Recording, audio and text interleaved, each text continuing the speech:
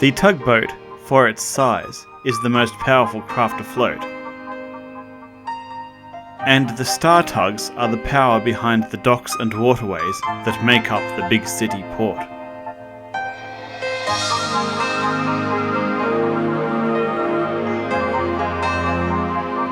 This is Tugs.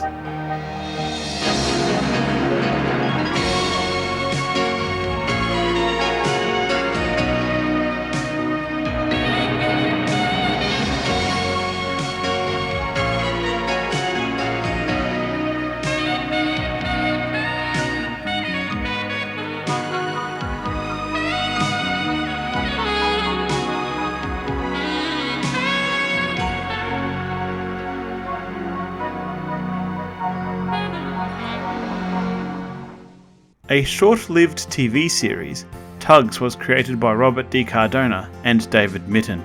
It was similar to Thomas the Tank Engine and Friends in that it was made with scale models and followed anthropomorphized vehicles with faces. The main difference in this case is that the vehicles in question were tugboats instead of trains. As a result of this, many fans considered Tugs to be a sister series to Thomas the Tank Engine. This is likely helped by how the shows were similar in both concept and feel. David Mitton had worked on the first 2 seasons of Thomas and Friends, and this is possibly a result of his influence. The Tugs episodes were set in the roaring 1920s. They followed 2 fleets of tugboats, the Star Tugs and the Z Stacks, who competed for contracts in big city port. While the Star Tugs were above board and honourable, the Z Stacks were not. They would often try to sabotage the Star Tugs' efforts, usually masterminded by their number 1, Zoran. There wasn't a particular main character, but Tencent and his friend Sunshine appeared in most of the episodes. Unfortunately, this series only ran for 1 season before it was cancelled. Its production company, Clearwater Features, was disbanded. The models of the Tugs characters were acquired by Britt Allcroft and used in the production of Thomas and Friends. Now, that's Tugs as it appeared on TV. Since then, it's captured the imagination of fans, and there have been several further fan stories made, audio plays, written works, and so on. This is where I come in. My inclusion of Tugs into the continuity of Sodor the Modern Years didn't really start with tugboats at all. I had established in the episodes Arrogance and Mistrust that the Mid-Sodor Railway had a number 5, Atlas, whose fate was unknown.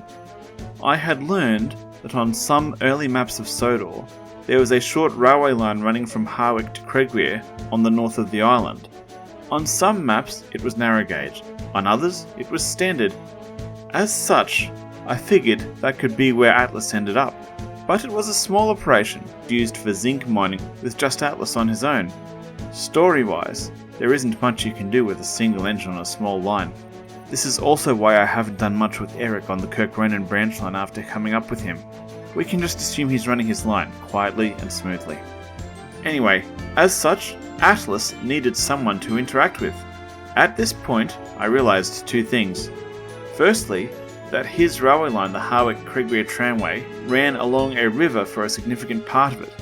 Secondly, that his line was owned by the mining company, so something else would be needed to carry non-mining goods around. I'll let Atlas explain. This is on my tramway between Cregwear and Harwick. But you just told me you were the only engine on your tramway. Oh, I'm not talking about engines, Falcon. My tramway was not a common carrier. I only carried zinc traffic down to the harbour, as well as the workmen back and forth. The roads around that area weren't too good, so most goods between Harwick and Cregwear were moved on river barges by tugboats. River barges? I didn't know tugboats could look after those. I thought they only worked in harbours, shunting bigger ships around, that sort of thing. That is a large part of their duties, but they're versatile vessels, Rusty. You see, the tugboat, for its size, is the most powerful craft afloat. Droller than Tencent were the power behind the docks and waterways of Harwick and Cregwear. I'm not the only Thomas YouTuber to use this intro. Victor Tanzig has used a variation on it for his Stories of Sodor series, as has Tugs, Tales from Sodor. Now, with this all established, Tencent became part of Sodor the Modern Years.